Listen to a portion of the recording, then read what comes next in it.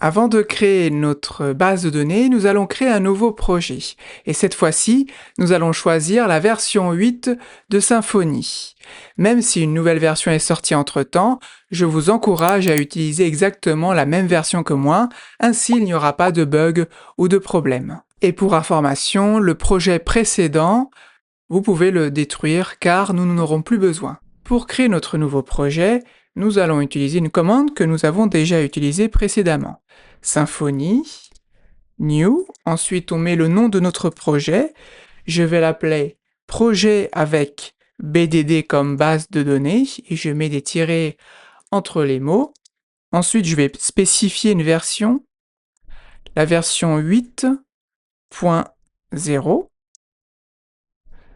Ensuite je vais ajouter Web App. Ainsi j'aurai une application avec tous les composants nécessaires. J'appuie sur Entrée, et il faut attendre quelques secondes, et Symfony est en train de créer notre projet.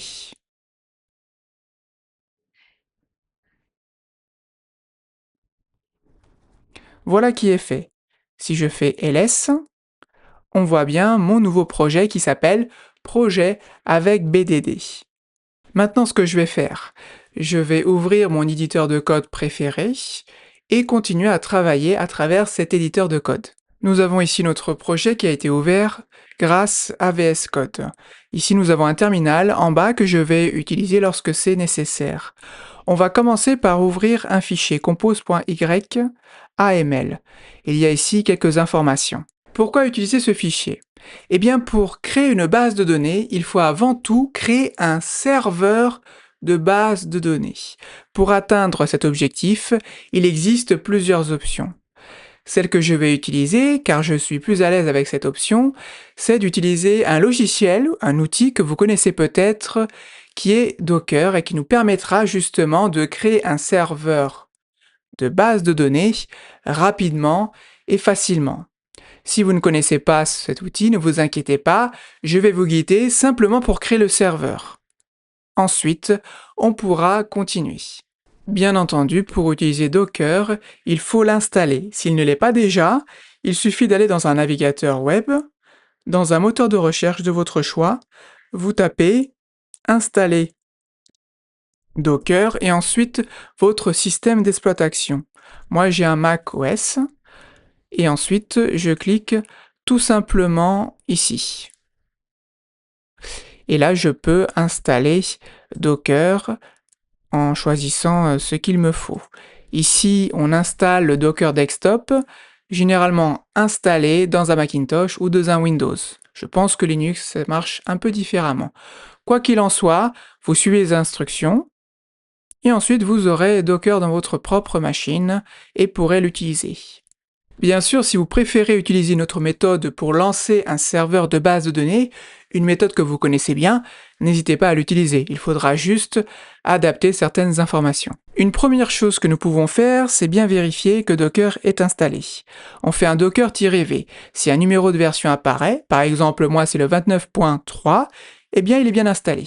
Autre chose, nous allons donc utiliser le fichier compose.y.aml qui est un fichier qui pourra être utilisable grâce à Docker. On va supprimer toutes les informations, on va juste garder service. Ne prêtez pas attention au message de l'erreur. Dans Docker, nous allons utiliser deux services. Un service qui représente le serveur de base de données, donc MariaDB, et un autre service qui nous permettra de regarder ce qu'il y a dans notre base de données. Et on va utiliser l'outil phpMyAdmin.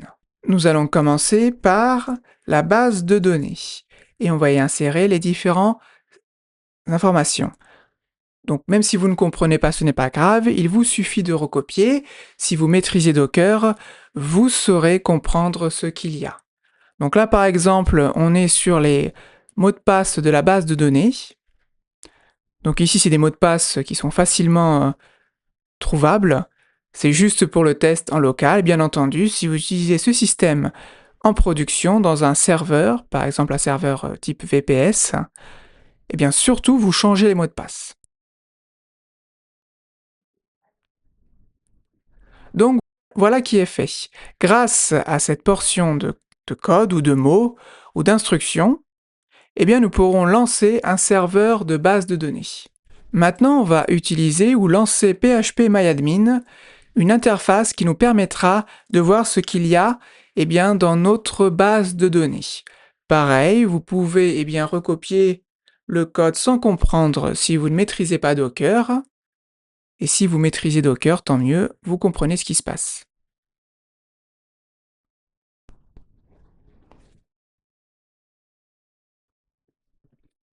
Voilà qui est fait.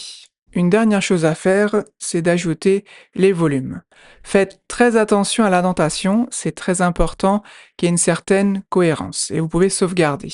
Si vous avez peur de vous tromper, parce que vous ne maîtrisez pas Docker par exemple, vous pouvez consulter le cours écrit dans le site nicelydev.com.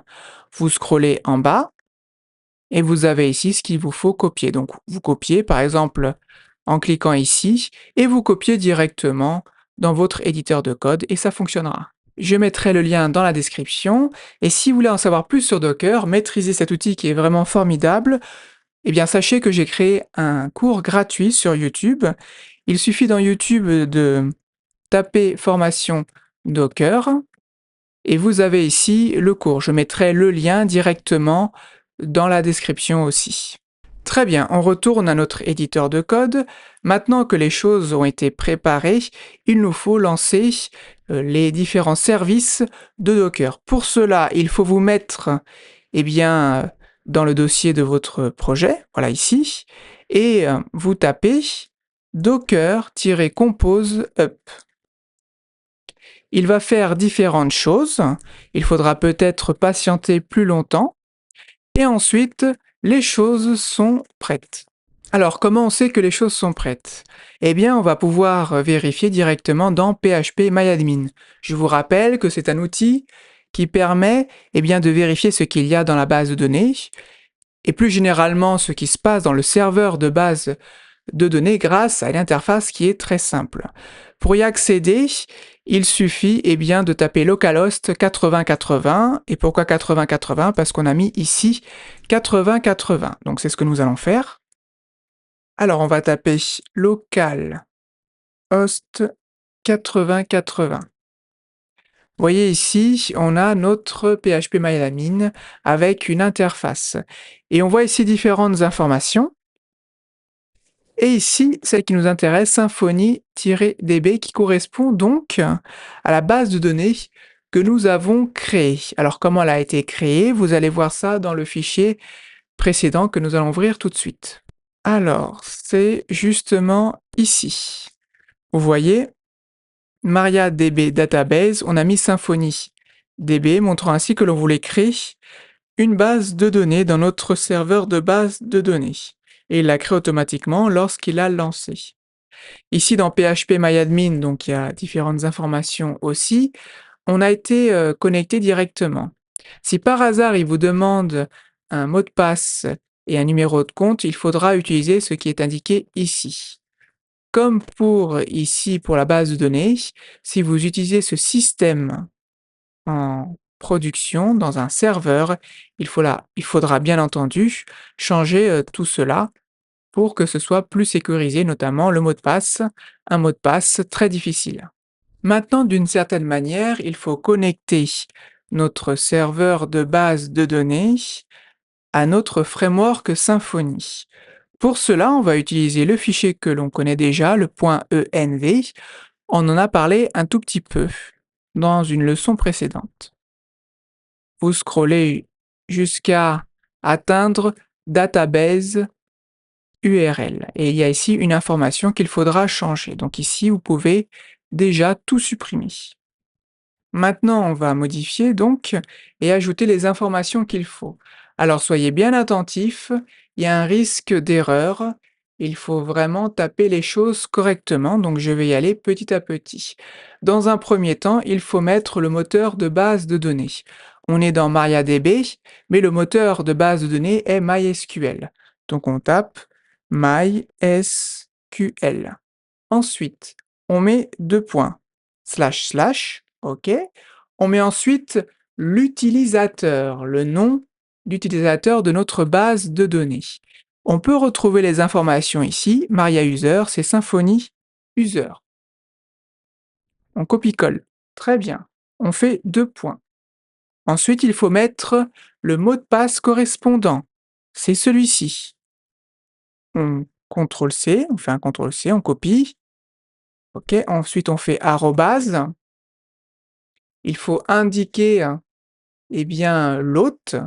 Donc là, on est en local, on va mettre 127.0.0.1 et il faut ajouter le numéro de port. Il est ici, donc c'est celui-ci, 3306. OK. Ensuite, il faut mettre un slash pour ensuite mettre le nom de notre base de données que l'on retrouve ici. Maria Database, c'est le nom de la base de données. En tout cas, c'est là que se trouve le nom de notre base de données. OK. Ensuite, on met un point d'interrogation. On tape serveur version le V avec un V majuscule égale MariaDB tirer le numéro de version, donc nous c'est le 12.2, donc on rajoute 12.2.0, OK. Ensuite, un et commercial, on fait char7 égale UTF-8 MB4. On sauvegarde et normalement, cela devrait fonctionner. Très important maintenant, vérifier qu'on a bien écrit les choses correctement sans faute et que le lien est réellement établi entre le framework Symfony et notre serveur de base de données. Pour cela, vous allez dans votre terminal et vous tapez php bin console espace doctrine database create. En fait, ici, on demande à Symfony de créer Symfony DB, mais celui-ci a déjà été créé. Donc normalement, il va nous dire que celui-ci a déjà été créé. Mais s'il nous affiche ce message d'erreur, même si c'est en rouge, cela signifie qu'il a pu vérifier et que le lien a bien été établi. Sinon, il va nous mettre un autre message. Donc j'appuie et là, il me dit qu'il y a un problème, ok, mais ce qui est intéressant, il dit ici que cette database, cette base de données existe déjà. Donc en fait, le lien a bien été fait, ça a fonctionné, et il a pu vérifier cela. Imaginez que l'on change ici, donc là, du coup, ça ne devrait pas fonctionner. Si je tape la même commande, il va m'indiquer un autre message d'erreur. Ici, on me dit que la connexion a été refusée, le lien n'a pas été créé. Vous voyez? Donc si vous voyez ce message d'erreur, tout va bien, même si c'est en rouge. Si vous voyez ce message d'erreur, le deuxième, il y a un problème, probablement une faute de frappe. Ça arrive souvent quand on veut modifier le database URL de notre fichier .env. Donc là, je vais remettre 6, je vais sauvegarder, je relance, et là, voilà, il me dit toujours que la base de données existe déjà, mais c'est super, ça veut dire qu'il a pu vérifier et que le lien a été établi. Et voilà, c'est terminé pour cette leçon. Dans la prochaine leçon, nous verrons comment nous pouvons créer des entités.